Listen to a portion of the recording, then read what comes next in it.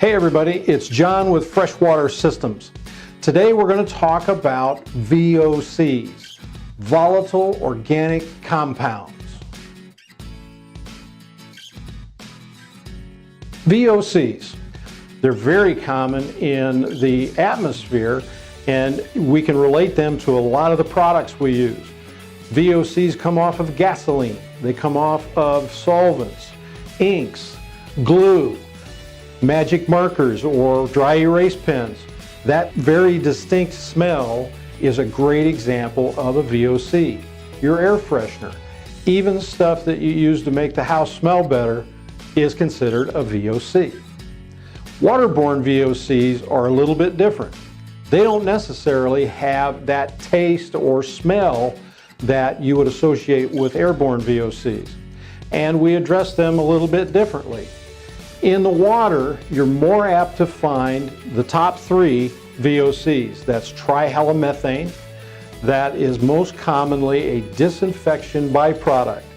What that means is when they chlorinate a water supply that has an organic content, let's say it's a surface supply, they're getting water from a lake, for example, to supply the city water, and they chlorinate that water, the disinfection byproduct is that combination of organics and chlorine creates trihalomethane, number one VOC found in water.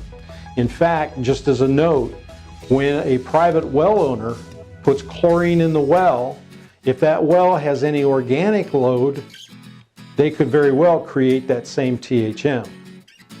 The second most common VOC found in water are PCEs.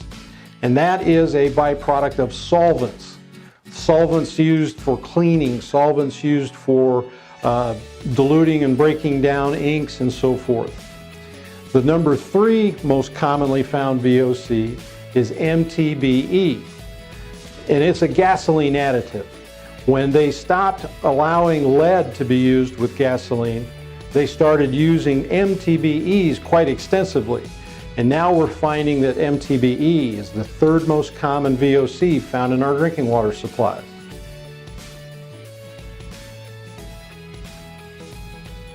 VOCs are more apt to be found in groundwater well supplies than they are in city water. However, city water also will have a level of VOCs. It's hard not to have water that has some level. The EPA regulates 23 VOCs, and that means that the city water supplies have to monitor those particular VOCs. And if it should ever rise above a maximum contaminant level that's set by the EPA, then the city supplier has to take action to reduce the levels so that they're below the maximum contaminant level. But you're not really going to see VOCs at high abundance. They're pretty well taken care of, even in groundwater, but it's important to test for groundwater to make sure that your VOCs are not over what they should be. How do you know if you have VOCs in your water supply? Specifically, kind of talking to the well owners. If you have a well, it's a great idea to periodically test for VOCs. And about the only way you can do that effectively is to send samples to a certified laboratory. We have a product that we offer from National Testing Labs that makes that really, really easy.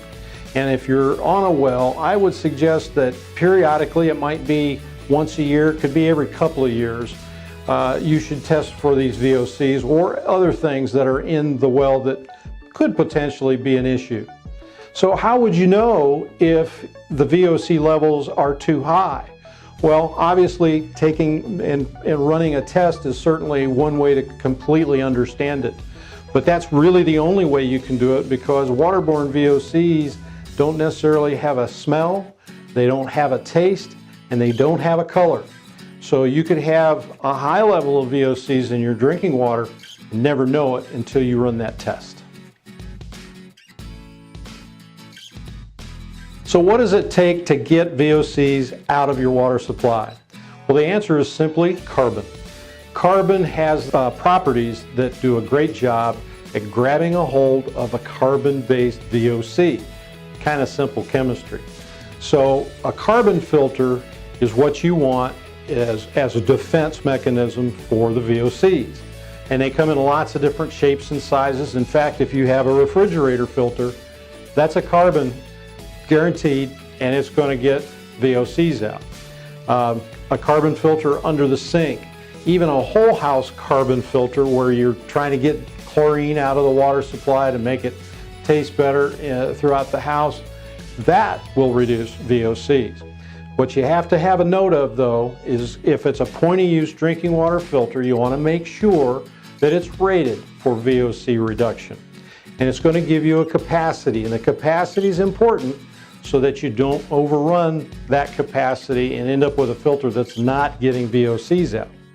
And if you compare the capacity for VOC reduction with chlorine reduction, it's a big variance. Chlorine is reduced quite easily, and most carbon filters have a big gallon capacity. When they compare to VOC capacity, well, oftentimes it's less than half of what the carbon can do for chlorine reduction.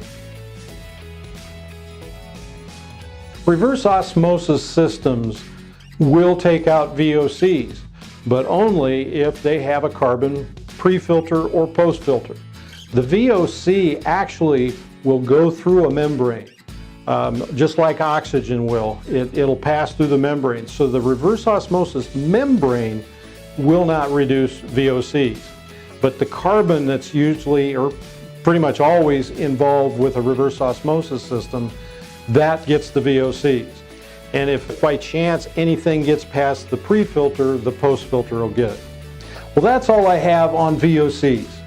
Be sure and like this video, subscribe to our channel, and check out all the filters we sell for VOC reduction at freshwatersystems.com.